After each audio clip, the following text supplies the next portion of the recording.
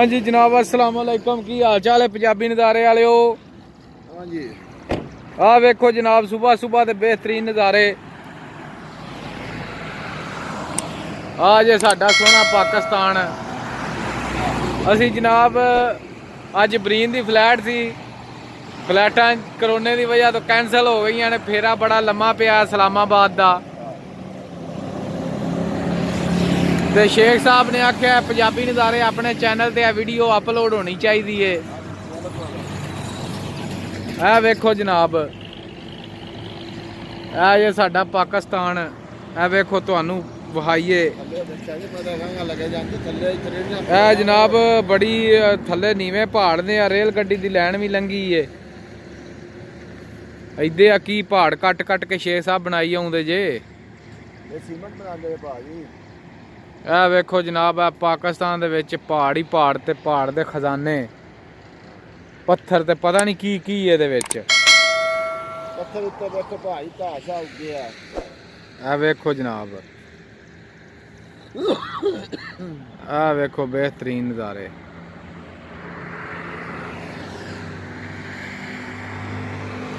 आ वेखो जनाब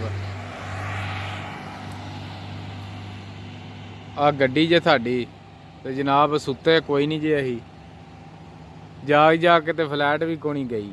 वापस आ गए हैं फिर हूँ वापस जा रहे हैं। उस्ताद जी सुन लवो आज तुहाडे शागिर्द कितने खज्जल हो रहे ने। तुसी कनैक्शन ही एक अद्धा हुण तक ना साडे पिंड कर छड़ो। मेरा कनैक्शन होना चाहिए पिंड आउण नूं। मेरा कनैक्शन ना होया अज मैं कनैक्शन बड़े सारे कट छड़ने ने तुहाडे। जगराता अगे बड़ा हो गया। जगराता बड़ा करा छड़िया जे। ए इधर वेखो जनाब जिथे असी खड़े हैं इस तो उत्ते वेखो पहाड़ किन्ना ते जनाब इत्थों ही तुहानू थल्ले वहा दईए ते इधर थल्ले वेखो। ये वेख लो कुदरत के की नज़ारे ने। ये पाकिस्तान दे विच नज़ारे ने ते इहनूं आंदे ने पंजाबी नज़ारे। हाँ जी पंजाबी नज़ारे। इस तो अगे उच्चे उच्चे पहाड़ ने बहुत। हाँ उच्चे नीवे पहाड़ ही पहाड़ ने जनाब। वो जे पहाड़ जेड़े इंडिया दे गांधी ने आख्या थी कि मैं पाकिस्तान की ले लिया, साडे कोल पहाड़ ही ले लेने। ते उन्होंने ये नहीं पता कि पहाड़ नहीं है जन्नत है। ए जनाब एडे प्यारे ते सोहने नज़ारे। ए वेखो सड़क जा रही है। ट्रक वेखो ट्रक जड़े ने लोडंग दे लद के आ जा रहे ने। इधर ट्रक जा रहा है।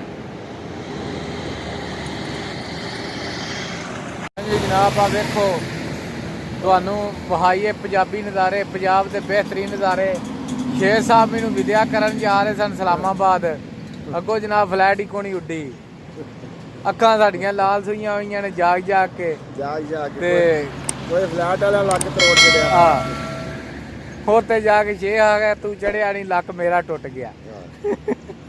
आ मेरा वीर है ये मैनू बहान आया सी। बरीन जा रहा सा मैं अज ते फ्लैट नहीं आई, कैंसल हो गई ने। करोने की वजह तो फ्लैटां कैंसल हो रही ने ते इनू बहुत दुख होया क्योंकि अगले महीने की 20,000 की रस रखी सी इन्हें भी।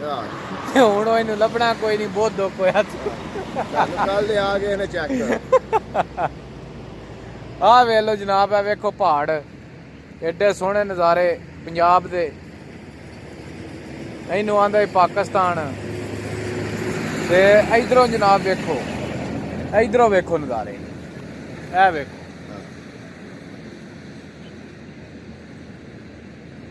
नज़ारे ही नज़ारे ने हर पासे।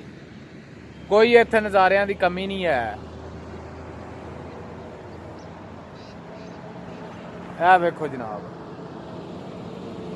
अगे इंशाल्लाह होर तुहानू माहौल वहाने आ।